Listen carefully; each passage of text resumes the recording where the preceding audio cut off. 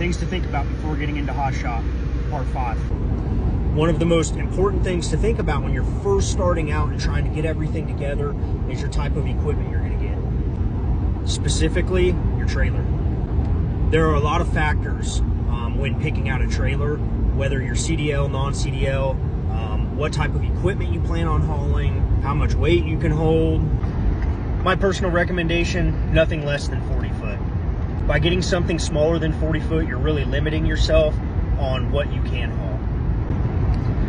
And you're not gonna haul 40 foot all the time. A lot of the time you're gonna haul stuff that's like 10 foot, 15 foot, sometimes 25 foot.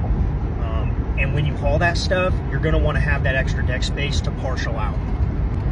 And for the new guys, partial out means to find another load to go on top of that load that you currently have on there. It just maximizes the amount of money that you make that load. I also highly recommend having mega ramps. A lot of the trailers have just a flat deck 40 foot with the little stowaway ramps. Those work as well. I don't have experience with those, so I can't touch on it, but I like my mega ramps.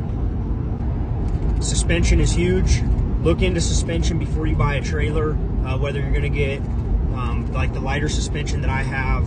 There's also air ride. If you can get air ride, it is a lot more money, but there are a lot of really good paying loads for air ride trailers.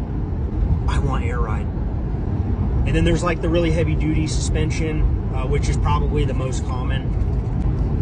A lot of trailers come with accessories, like winches and stuff like that. I recommend sliding winch rail, and you'll see it on a lot of trailers that have the 4-inch straps that are hanging from the side. That's from a sliding winch rail. Utility box, mine is personally in the front of the trailer, right under the neck. Most trailers have it there, but a lot of trailers have the option to have them hang on the sides under the trailer. That's another good option.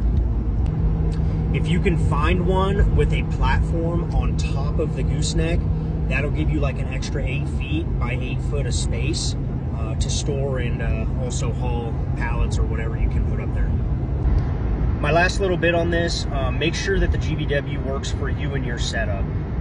Keep in mind your truck's rear axle has a weight rating, and most of the time, if you're running like a non-CDL setup, your rear axle is gonna be overweight, very close to it, with just the trailer, no load attached.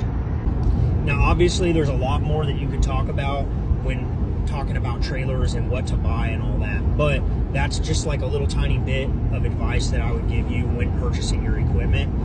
If you have any questions at all or want to talk a little bit more about trailers, let me know, shoot a comment below. And also, in the future, if you have questions about getting into Hotshot or questions that you have about the business, let me know, shoot me a comment below about that, even if it's not about your trailer, and I'll make a video on it or just reply if it's a simple question. Y'all have a good weekend.